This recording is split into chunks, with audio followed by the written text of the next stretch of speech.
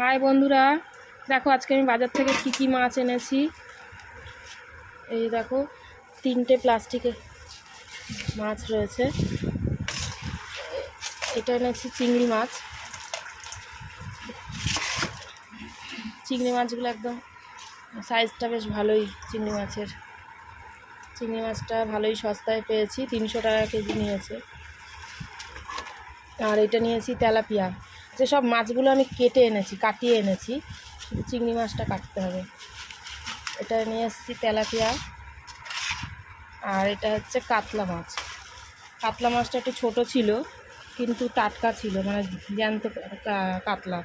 তা মাথাগুলো দিয়ে আমি আজকে মুড়ি ঘন্ট করে নেব, বা মুগের ডাল রান্না করব। অনেক দিন আমি বলছিল মুগের ডাল করতে, মাছের মাথা দিয়ে মুগ ডাল খাবে।